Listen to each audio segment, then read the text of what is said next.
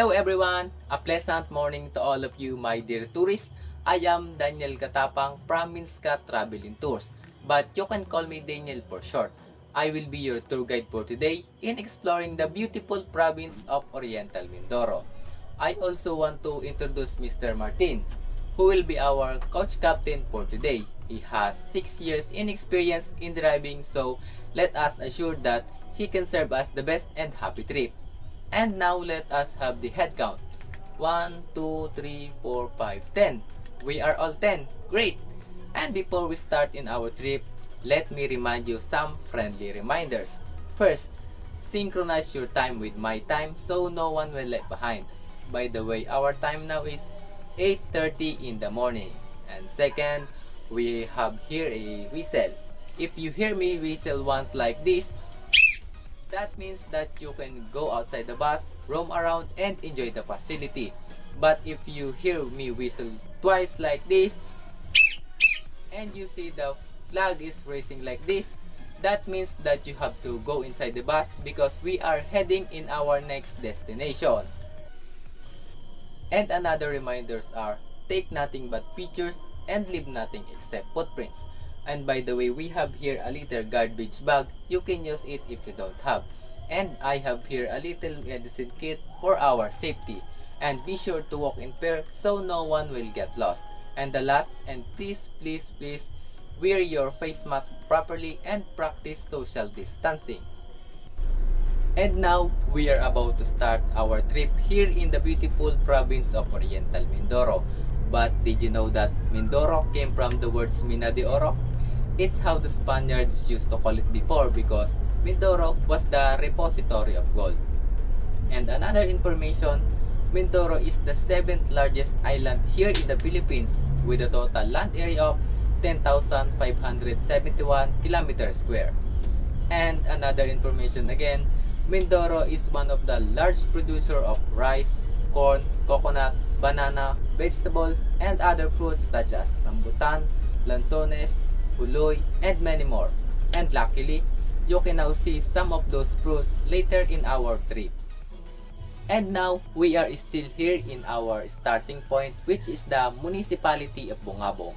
And I want also to share some information with you regarding the municipality of Bungabong. Bungabong is the first-class municipality here in Oriental Mindoro when it comes to income.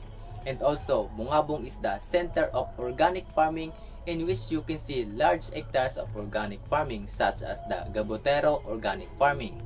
And another historical fact, Bungabong is the home of Kuta de Bungabong or Fuerza de Bungabong, which is the old Spanish fortification or old Spanish colonial fortification here in the Philippines.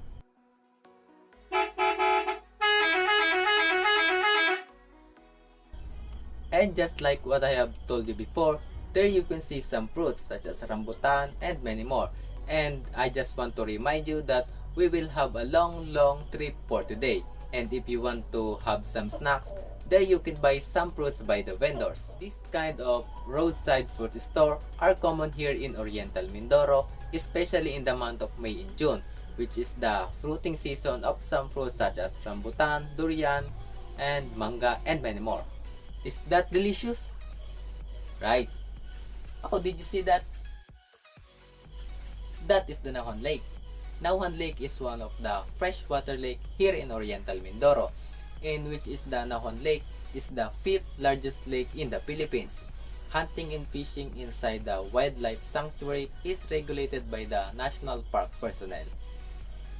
And now, we are here in our destination. What you see is the Bangkoro Church ruin or locally known as the Simbahang Bato or Stone Church. It is one of the Roman Catholic Church here in Oriental Mindoro. It was built during the 1680s to 1690s, but it was originally built as a convent and became a parish.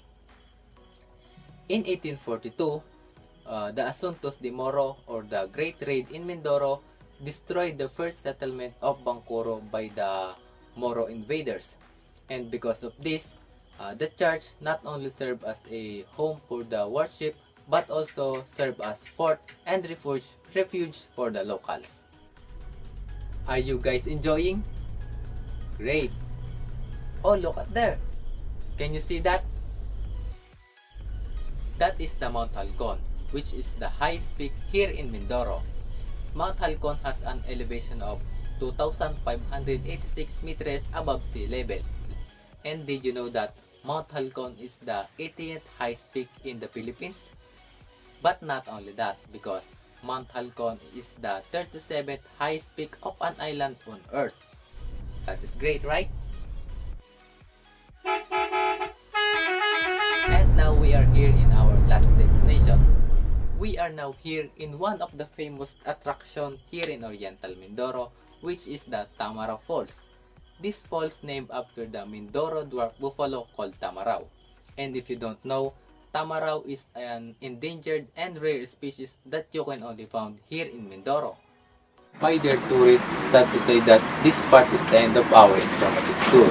Do you have any questions or clarifications? None. I hope everyone enjoyed and learned from our trip. In behalf of Linscat Travel and Tour, we want to say thank you very much for choosing us to be part of